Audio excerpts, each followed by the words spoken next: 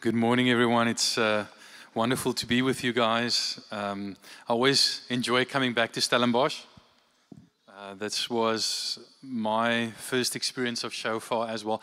Although I suppose I started experiencing shofar when I was still at school in Bloemfontein through tapes. If you don't know what a tape is, just turn to an older person next to you. They'll tell you what a cassette tape is. When I was at school, we received cassette tapes of sermons preached here in Shofar Stellenbosch, and that's where my journey started with the Holy Spirit. I was a good little Dutch Reform boy until I started experiencing the manifestations of the Spirit and all the gifts of the Holy Spirit and so on. And much of that happened because of Shofar. So when I had to, I got a bursary in chemical engineering and mineral processing, and when I had to decide, whether I want to go to Pretoria or whether I want to come to Stellenbosch, it was sort of a no contest. I wanted to come to Shofar, not to Stellenbosch, not because of the university, but because of Shofar that was here, and I wanted to join Shofar, and it's wonderful seeing all the old faces. Louis and Rolf and Jani and them who were here when I was a student. So it's always wonderful to come back and to share with you guys. I just want to, the Holy Spirit just laid a scripture on my heart from, just as an introduction from Luke. This is Luke 24 verse 45, and it says, and he, that's Jesus, opened their minds to understand the scriptures. And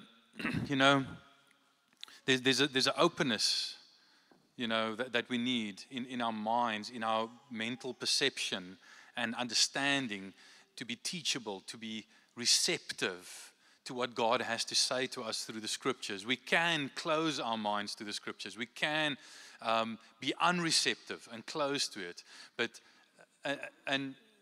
the amazing thing is God in His grace, opening up our minds to God's truth, to God's scripture, is not something that we can do by ourselves. He has to open our minds, okay? And that's what I'm going to pray for now. So just close your eyes with me. Father, thank you, Lord, that you love us. Thank you that you are the truth. Thank you that you are God, the only living God, and that there's no other God besides you.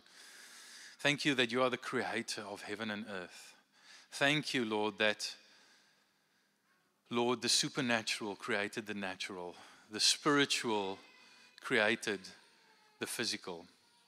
And thank you, Lord God, that we can come together, Lord God, as beings created in your image, Lord God, and just say, Lord, open up our minds like you did for those disciples after the resurrection. Open up our minds too, Lord, to understand the scriptures. Holy Spirit, please open up our minds to be able to perceive what you're trying to say to us, to be able to grasp your truth. Open up our hearts to really be able to believe it and to be able to live according to it in Jesus' name. We just consecrate ourselves to you and say, Holy Spirit, have your way in us in Jesus' name. Amen. So you guys are busy with a series on 1 Corinthians 12 to 14. And 1 Corinthians 12 starts by saying, Paul says to the Corinthians, just now concerning spiritual gifts. And the first letter to the Corinthians is interesting because he often says, now concerning this, food sacrificed to idols, or concerning, what you wrote to me about, and then he answers it. So this section in chapter 12 to 14 is where he talks about spiritual gifts. And that's what we're going to be looking at. I'm going to read to you from 1 Corinthians 12, verse 28, and into the first couple of verses of chapter 13. And it says, and God has appointed in the church first apostles, second prophets, third teachers, then miracles, then gifts of healing, helping, administrating, and various kinds of tongues. Are all apostles? Are all prophets? Are all teachers? Do all work miracles? Do all possess gifts of healing? Do all speak in tongues? Do all interpret? But earnestly desire the higher gifts, and I will show you a still more excellent way. If I speak in the tongues of men and of angels, but have not love, I'm a noisy gong and a clanging cymbal. And if I have prophetic powers and understand all mysteries and all knowledge, and if I have all faith so as to remove mountains but have not love, I am nothing. And if I give away all I have, and if I deliver up my body to be burned but have not love, I gain nothing. Love is patient and kind. Love does not envy or boast. It is not arrogant or rude. It does not insist on its own way. It is not irritable or resentful. It does not rejoice at wrongdoing, but rejoices with the truth. Love bears all things, believes all things, hopes all things, endures all things. Love never ends. And I just want to mention from the start, before I start digging into the text a bit, I'm going to actually, Deval asked me to at the end give some time for Q&A. So any questions you have about the whole series, about chapter 12, 13, or 14, you're welcome to ask questions. So if you think of a question while the sermon is going on, write it down, make a note, and we actually are going to have some time for Q&A and a little bit of discussion. Okay, so we're talking about the manifestation, the so-called manifestation of the Spirit. That's what 1 Corinthians 12, verse 7 calls. Paul says the manifestation of the Spirit is given to everyone for the common good. Okay, the manifestation of the Spirit is given to everyone for the common good. So if it's given to everyone, then it means you're included. Okay? It means that all Christians should have at least one manifestation of the Spirit. Okay? So this is relevant to us. We should listen to it. And God doesn't give us stuff that we don't need. He's not wasteful. If He gives it to us, it's because we need it. Okay? So let's figure out what God has given us. One of the most important attributes that we can have, in the Christian life is to sort of an insistence, sort of a what's vastberadenheid? Determination to receive everything that God has for us. Not just some of what God has for us. When the Israelites came to the promised land, they failed. They were willing, they were happy to receive some of the promised land, but not all of it. And it doesn't please God. God wants us to be determined to receive everything that He has for us, the full inheritance. So let's be like that concerning these spiritual gifts as well. So, sort of my three headings are: the manifestation of the Spirit is, number one, in line with the Word; number two, in line with love; and number three, in line with the gospel. So let's look at that. When people fail to exercise the manifestation of the Spirit in line with the Word, they go to one of two extremes. The one extreme is the disuse of the gifts. And they become cessationists who say, no, the gifts have ceased, and we ignore the gifts, we suppress the gifts. So that's the one extreme that you go to when you don't exercise the gifts in line with the Spirit, is the disuse of the gifts. The other extreme, the opposite extreme, is the abuse of the gifts. Okay, but where you practice the gifts, but in an irresponsible way that doesn't line up with Scripture, and that actually ends up abusing the gifts. Okay, and both of those we want to avoid. And what I found, I don't know if you can bring up the next slide. I saw this. I can't actually remember the guy, because I've been trying to look up this quote, but I saw this quote years ago, and I think it's by a guy called Christensen or something like that. He says the cure for the abuse of the gifts is not the disuse of the gifts, but the proper use of the gifts. And you can, of course, say the converse as well. The cure for the disuse of the gifts is not the abuse of the gifts, but the proper use of the gifts. And that means, if you could go to the next slide, there are sort of three groups when it comes to the gifts. Oh, my text is not lined up. Something became misaligned. I don't know if you can fix that. But you have sort of three groups. You have unbiblical cessationists on the one extreme. You have unbiblical charismatics on the other extreme. And then in the middle, you have biblical charismatics. Okay? The unbiblical cessationists are for the disuse of the gifts. In other words, they often in their minds at least, put the word over the Spirit, or value the word over the Spirit. On the other extreme, you have the unbiblical charismatics who basically are for the abuse of the gifts, maybe not intentionally, but that's what it ends up being. And they are for the Spirit over the word. But what we want to be, and that's why I had it in orange there, that's our corporate colors, the shofar.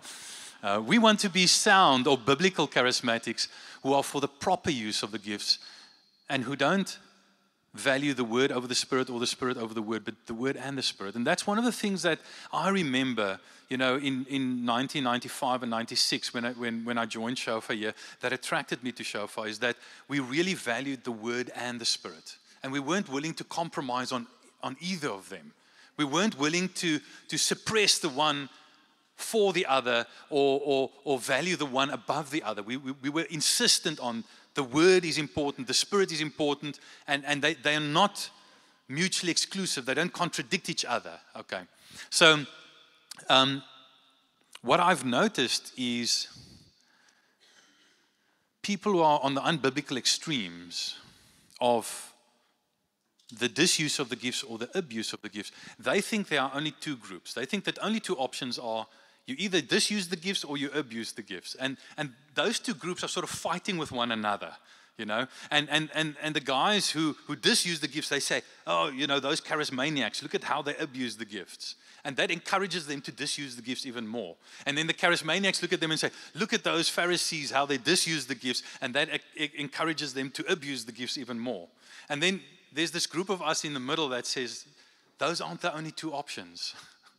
You don't have to choose between the disuse of the gifts and the abuse of the gifts. You can do the proper use of the gifts. In fact, that's what Paul in these chapters suggests, because Paul was correcting the abuse of the gifts in 1 Corinthians 12 to 14. But the one thing he said is, in your correcting of the abuse of the gifts, you are not allowed, as a cure to the abuse of the gifts, to use the disuse of the gifts. He said, don't forbid speaking in tongues. Yes, tongues is being abused in the church in Corinth. But the wrong cure is to say, we forbid speaking in tongues because it's being abused. Okay? And we understand that with everything in life, that the cure for abuse is not disuse, but proper use. I mean, the Bible is being abused, right? Every sect and cult in the world claims to base their doctrines on the Bible. Should we now say, oh, the Bible is being abused, let's throw out the baby with the bathwater? Since the Bible is being abused, we should therefore disuse the Bible. We should therefore throw out the Bible. I mean, that's ridiculous, right? Let's be honest. All across the world, and especially in a country like South Africa, sex is being abused. People are being sexually abused and raped. Should we therefore say, well, sex is being abused, therefore no more sex?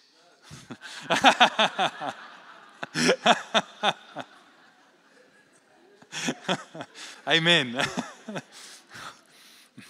But I mean, that's so often what we are tempted to do. If something is being abused and we experience the abuse of something, then we must say, okay, we just throw it out completely. No, don't judge something by the abuse of it. Okay? And the same with the gifts. Yes, the gifts are being abused. But the cure for the abuse of the gifts is not the disuse of the gifts, but the proper use of the gifts. So let's look at that. The word corrects both the abuse of the gifts and the disuse of the gifts. So I just want to mention a few ways in which we as Pentecostal charismatics don't always line up with the word in our approach to the gifts. And I don't know how much time I have. Someone must have a timer for me, because I can be a little long-winded and I don't want to keep you guys too long. What time must I end? At 11, okay. Okay, I'm going to try. Okay.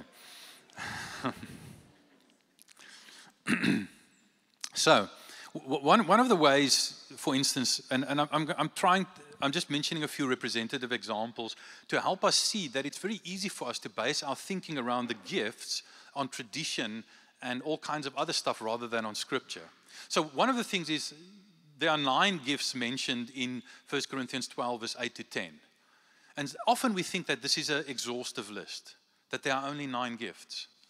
But even if you read in the rest of 1 Corinthians 12 to 14, Paul mentions quite a few other gifts that he doesn't mention in that list. In other words, that list is not an exhaustive list. It's not a complete list. It's a representative list. In the Old Testament, there's a guy called Bezalel.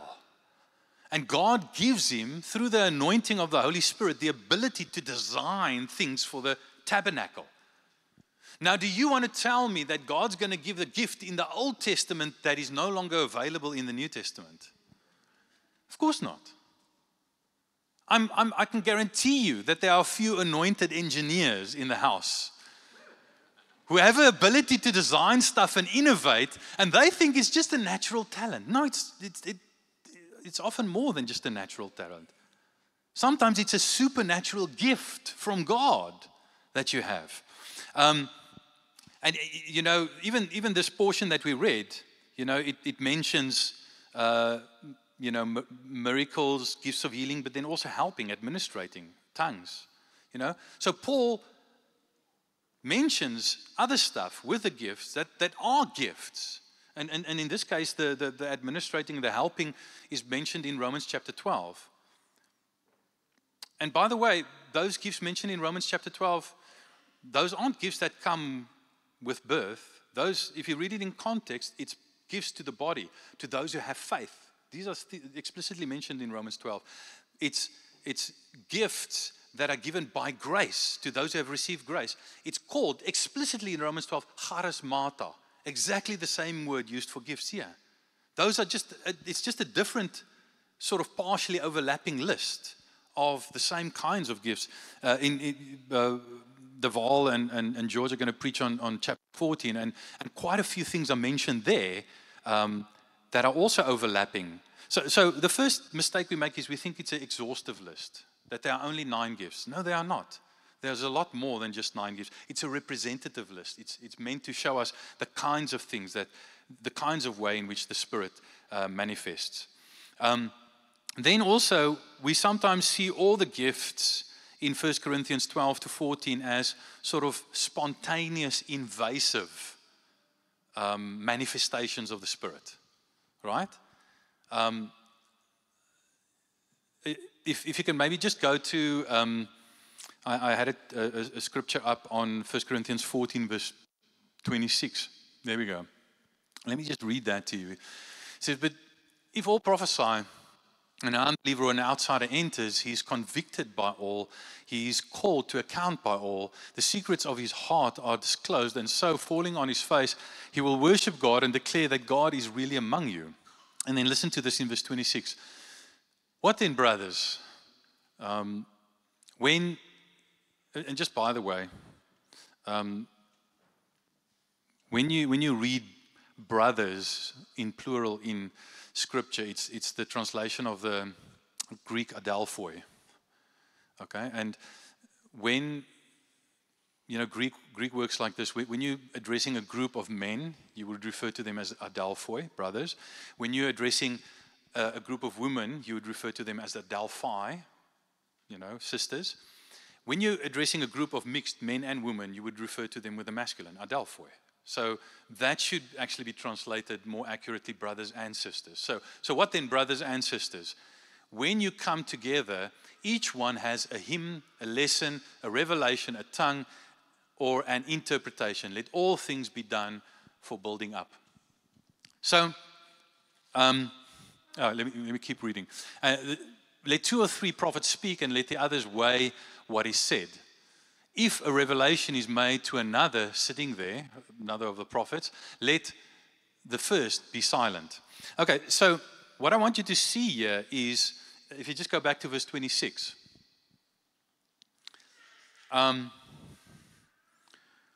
Paul is talking in the context of, now concerning the spiritual gifts, he's talking about anointed ministry in the church, okay? And he says, when you come together, each one has a hymn, a lesson, a revelation, a tongue, an interpretation. Each one has some other manifestation of the Spirit. But notice, he's saying the same thing as before. It's part of the list. So he says a revelation. What does he mean by a revelation? Well, the next verse 29 tells us. He says, let go to verse 29. Let 2 or 3 prophets speak, in other words, prophesy, and let the others weigh what he said. And if a revelation comes to one of the prophets, in other words, a revelation is just another word of a prophecy. So go back to verse 26.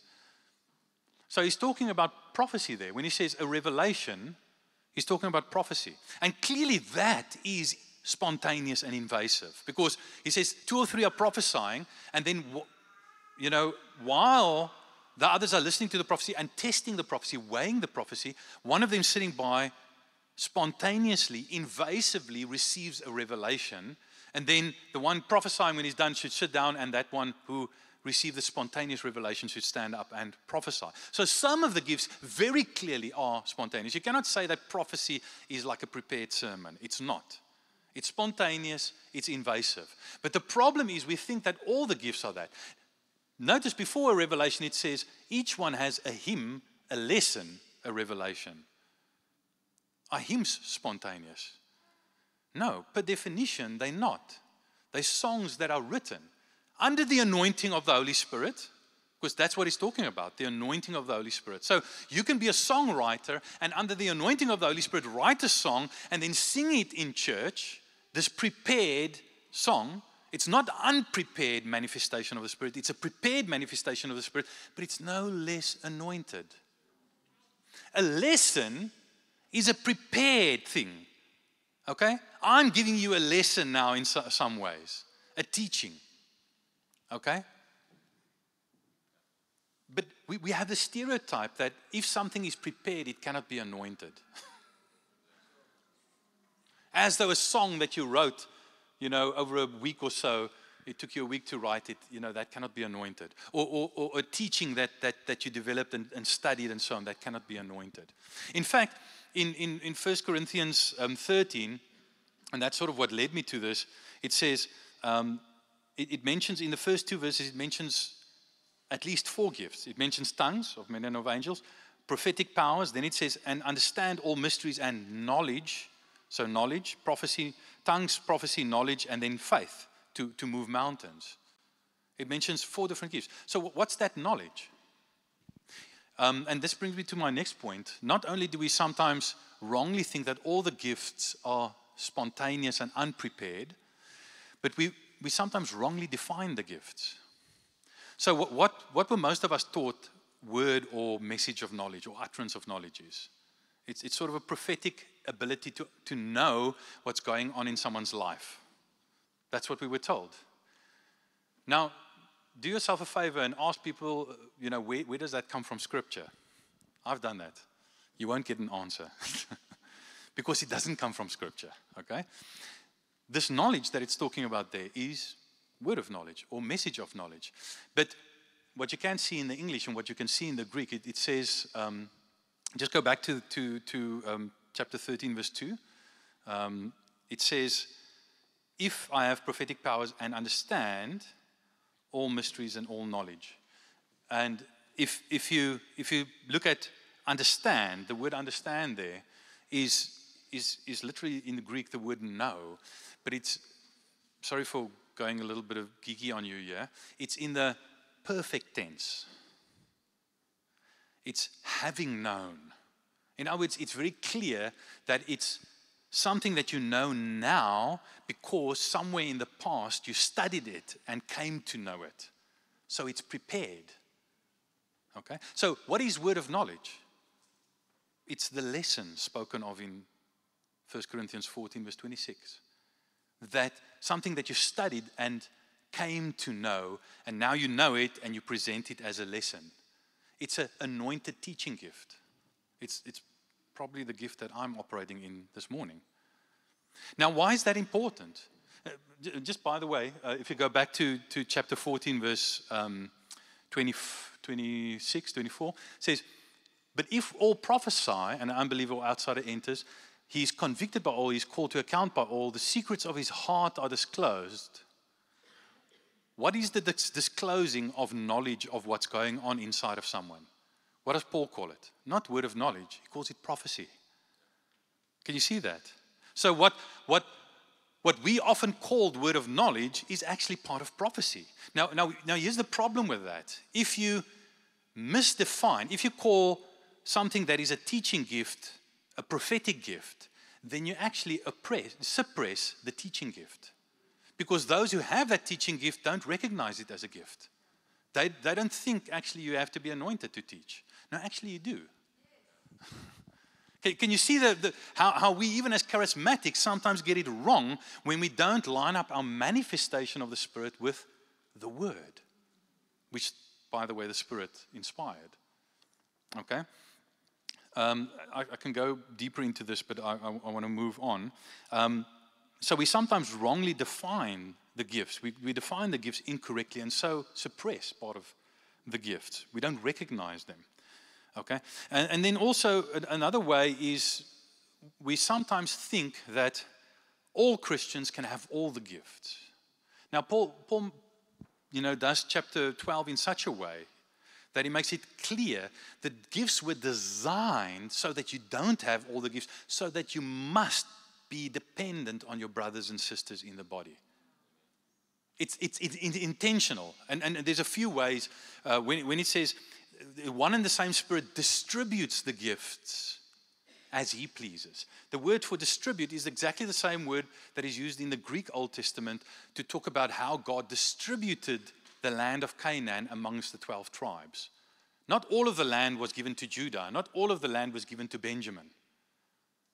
It was distributed. Okay? That's the first clue. The second one is he talks about the body. And in the context of the gifts, he says, not everyone is a foot or a hand or an eye. Because if everyone had all the gifts, then all the body parts would look exactly the same. And what he's saying is all the body parts don't look exactly the same. In other words, you are gifted. And sometimes we do this with good intentions. We say, no, you can have all the gifts. And we do it with good intentions because we want to encourage each other to receive all that God has for us. And that's a noble intention. But the problem with that is if you encourage people to whom the Spirit has not distributed the gift of miracles to operate in miracles, what can they do? The only thing they can do is false miracles.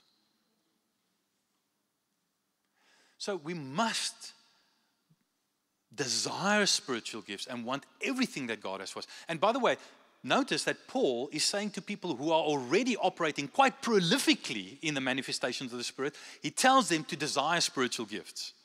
So just because you have one or two gifts doesn't mean that you should think that that's all the gifts that God has for you. You should have at least one, but you should desire more. But you should also have a biblical expectation that probably you're not going to have all the gifts.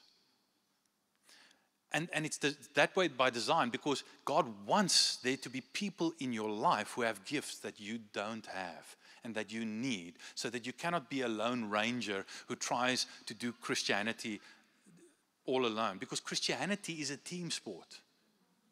You're supposed to be part of the body and amongst people who have gifts that you need. God wants you to need the body, and God wants the body to need you. This means that not everyone has the gift that you have. In other words, your gift is essential. It's not just, okay, everyone can do all the same stuff. The body needs you because you have gifts that other people don't have. Okay, I just want to mention, and I'm going to say more about this tonight, so I'm not going to say too much about it, but there are some ways in which cessationists obviously don't line up with the word. So one of the ways that we see here in chapter 13 is, cessationists will say, no, tongues was a gift, like on the day of Pentecost, where it uses the word glossolalia for tongues, but then dialectos, languages, and clearly in the book of Acts, Acts chapter 2, it was dialect. It was human languages, and they say, well, any sort of babbling that is not human languages isn't tongues. Well, this scripture says, if I speak in the tongues of men, dialectos, and angels. And the way, for those of you who are sort of language geeks like me, the way this is stated, it's a if, all of them are if then say, if I speak in the tongues of men and angels, but don't have love, then. So it's an if-then statement. If I have prophetic powers, but not love, then. Okay, so if-then statements. And you get different kinds of if-then statements in Greek. This one is what's called a first-class conditional statement. Okay, and what it means is that the thing that is stated in the if statement, the so-called protasis, is a fact or a possibility. So when he says, the statement is made in such a way so that you know, when he says, if I speak in the tongues of men and angels, that is a possibility. In fact, I'm not going to quote it now, but in the intertestamental testament of Job, it records that Job's had two daughters who could speak in the tongues of angels. God had given them the ability to do that. Okay? So what that means is, and this is where cessationists often get it wrong, they often be sort of very judgmental towards the gifts because they feel the gifts shouldn't be exercised. So they'll say, okay, well, if someone, speaks in church in a tongue and it's not interpreted, that's a problem. Yes, most of the time Paul says you should interpret it, but you get speaking in tongues to God, which is called prayer. But 1 Corinthians 14 verse 2 just says, if anyone speaks in tongues, he speaks a mystery. No one understands him, but he's speaking to God. That's prayer. And when you're speaking to God, it doesn't have to be interpreted. So if Deval says, let's all stand up and speak in tongues and speak to God in tongues, then it doesn't have to be interpreted. Okay? Or if someone, preach what sometimes we sort of, as charismatics, we use tongues as sort of a, I don't know what, like a kind of a sling, you go had those old cars and you had to turn it, to sort of get the engine moving. And sometimes we use tongues like that, and it's like that sling that we're turning, to sort of warm our engines up, But you're not speaking to the congregation, you're speaking to God. So that doesn't have to be interpreted. But if someone comes forward and they take the mic and say, I feel I have a word for the congregation, then whether it's a tongue of men or of angels, it must be interpreted because you need to understand it. Okay? So, all of what we experience and all of what we do makes sense if we just line it up with a word. Okay? I'm going to say more about cessationism tonight. So I'm not going to say any more now, but if you want to know it more, the one scripture that cessationists try and turn to in order to justify their position of the disuse of the gifts is 1 Corinthians 13 verse 10. When the perfect has come, the imperfect will pass away. So I'm going to talk about that tonight. So if you want to know more about that, you can come and listen tonight. But what cessationists also often do is they try and present love as an alternative to the gift. They'll say, well, it says it's the better way. So if you do the gifts and miracles, you do okay. But if you do love is the better way. It's better than miracles. But that's not at all what the word is saying. When it says it's a more excellent way, it's the more excellent way of exercising the gifts. So love is not presented by Paul as an alternative to the gifts, but as the right way of exercising the gifts, the right motive for exercising the gifts. Okay, so let's look at love. It says, and we see this in chapter 14, verse 1. Paul doesn't say pursue love or desire spiritual gifts. He says pursue love and desire spiritual gifts. It's not, love is not an alternative to the gifts. It's the way that the gifts should be given. And what I've experienced in my life, and I'm sure at least some of you would have experienced that as well. When I'm ministering under the anointing of the Holy Spirit, and I focus on loving God and loving the people that I'm ministering to, then it's like the gifts just flow so much more powerfully and so much more freely. And that's because love, the agape love of 1 Corinthians 13, is the correct motive for exercising the gifts. In fact, if you really love people the way that God tells us to, commands us to in 1 Corinthians 13, you will want to love them beyond your natural abilities to love them. In other words, you'll want to love them supernaturally through the gifts. Okay, so it says, it gives us here a list of 15 traits for love. And here you can hear my geeky teacher mode coming in. 15 traits, 2 positive, 7 negative, then another positive, and then 5 summary traits. Okay. That's how teachers read the word. Okay. So let's go through them. It says love is, and many of these are like paired up. So it says love is patient and kind. What does that mean? When it says love is kind, it's not talking about what love does, but how love does. Kindness is the way that you do what you do. It's a gentle, positive, caring way of doing everything. So love will change not only what you do, but how you do what you do.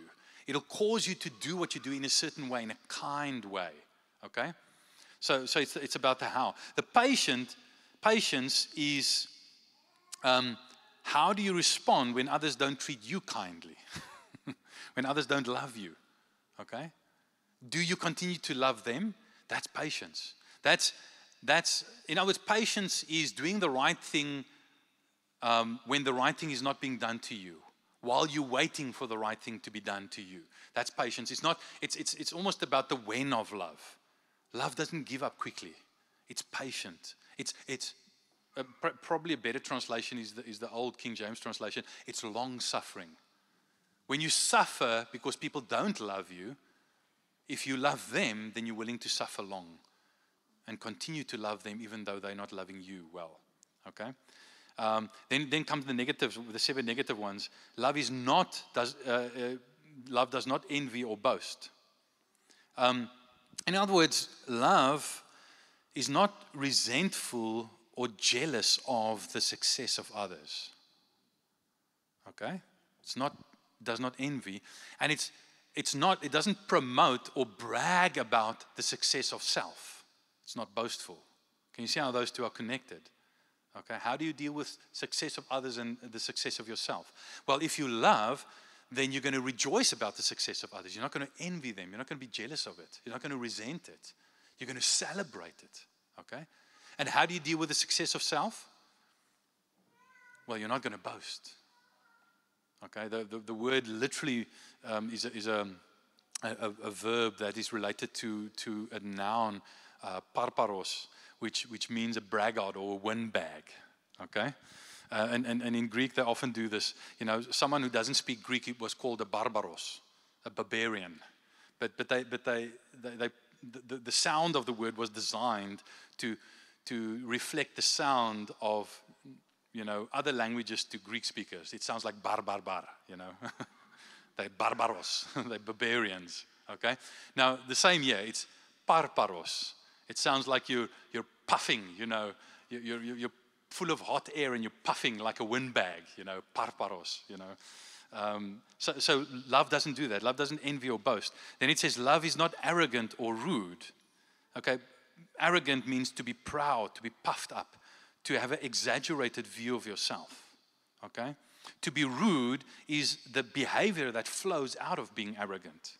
It's behaving disgracefully or dishonorably, indecently or inappropriately towards people because you think you're better than them, because you see them as beneath you.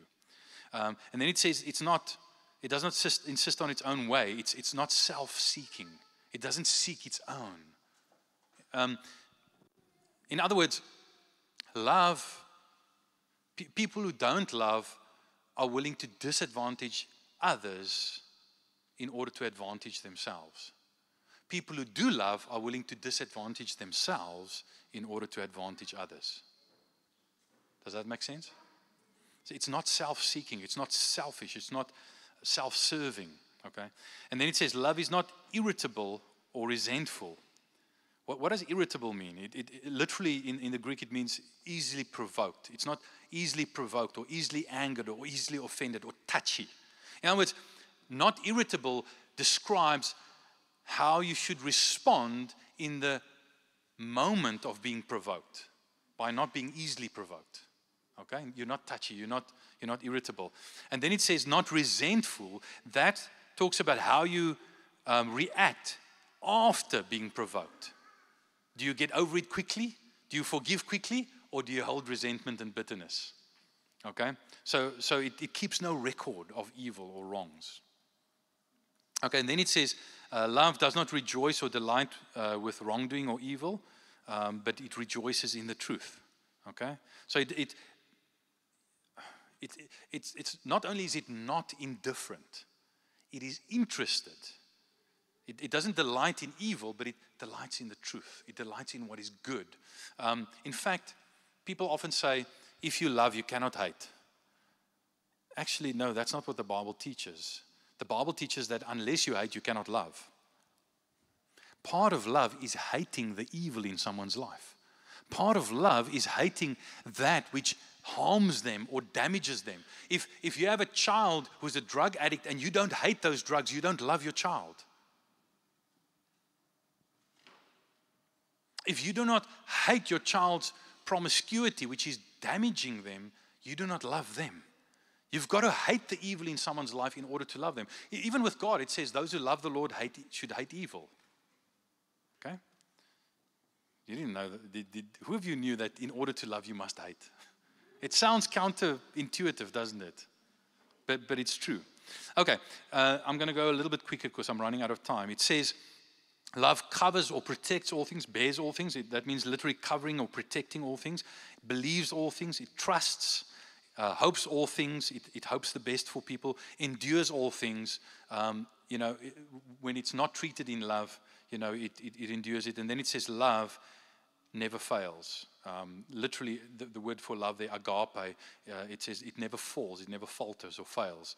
In other words, the kind of love spoken about here, and Greek has different words for love. One of them is agape. The kind of love is unconditional in that it does not depend on the worth or the reaction of the object of love.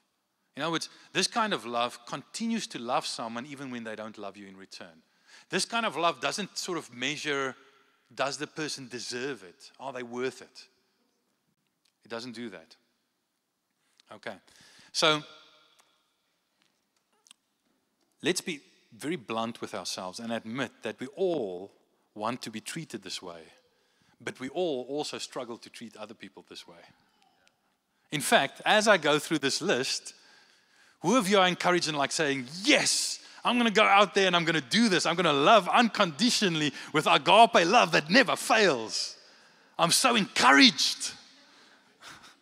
I could see your faces falling as I was going through this list. And as you realized, oops, if this is like a tick box, I sometimes tick some of the boxes, but I certainly don't always tick all of the boxes.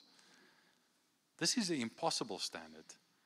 If you just read this list and say, this is what you must do, you must love each other with this kind of love, that wouldn't encourage you. That would discourage you. That would be like, this is impossible. I've never been able to do this. I don't think I ever will be able to do this. This is not encouraging. This is discouraging. If this is what God expects of me, I'm in trouble. Am I the only one that feels that way? Anyone else feel that way too? But you see, if you read this list carefully, it says, love is patient, love is kind. It doesn't say, you must love with a love that is patient. You must love with a love that is kind. In other words, it doesn't present this list as a list of commands for us to do. What does it do? It presents this list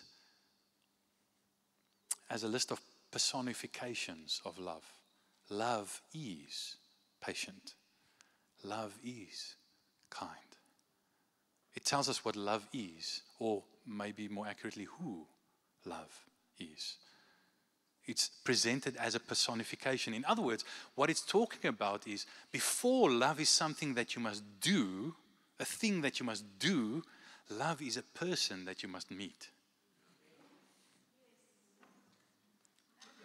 You see, there is someone who's always patient, even when we let him down and don't love him in return. There's someone who's always kind, who always does the right thing, but in the right way, in the most gentle, loving, caring way.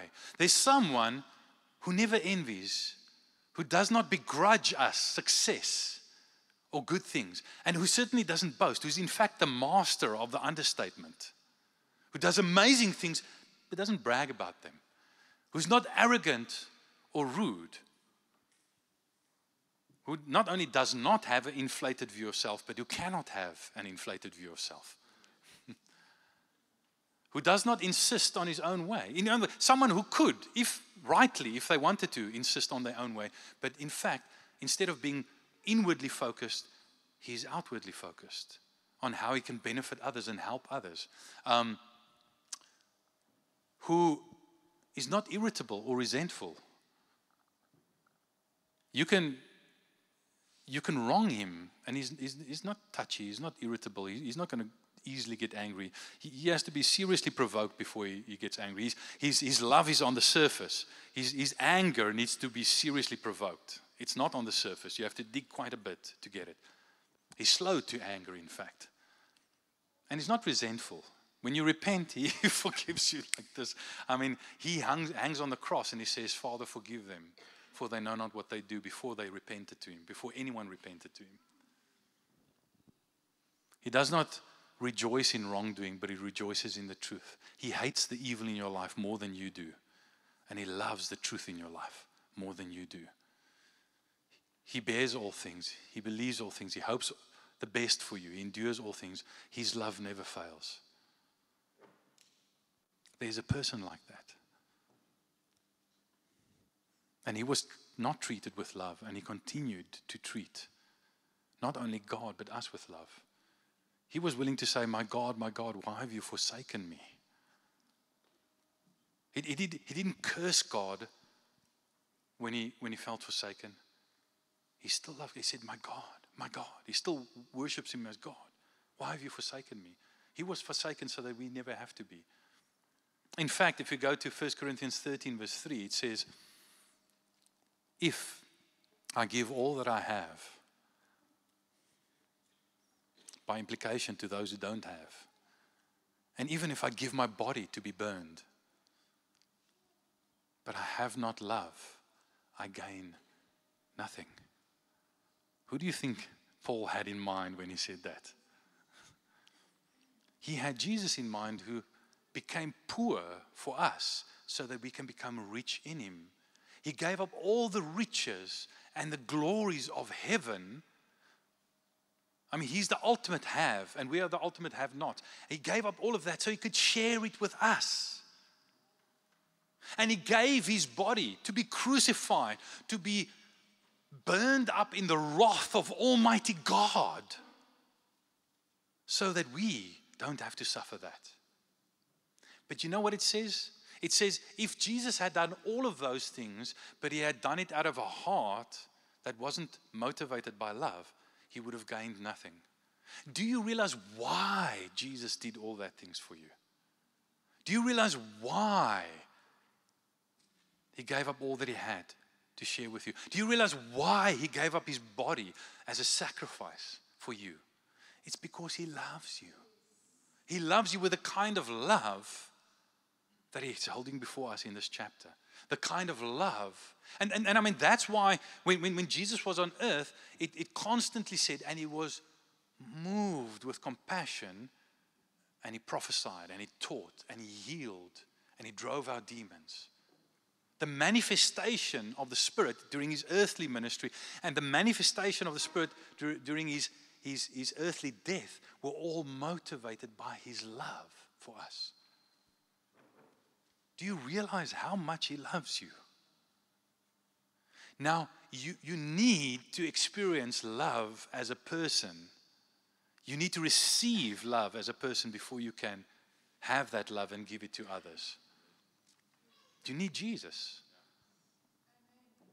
And that's why I say the manifestation of the Spirit must be in line with the gospel.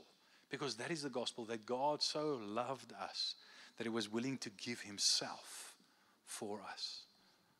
And if you realize that, and if you experience that, then you can start to show it imperfectly, but start showing it to others. The more you know the one who is love, the more he will make himself known through you as love. And in other words, unless you have the gospel, unless you've responded to the gospel, you cannot manifest the Spirit in the way that Paul wants us to. That's what he's trying to tell us. You need Jesus first. Let's stand.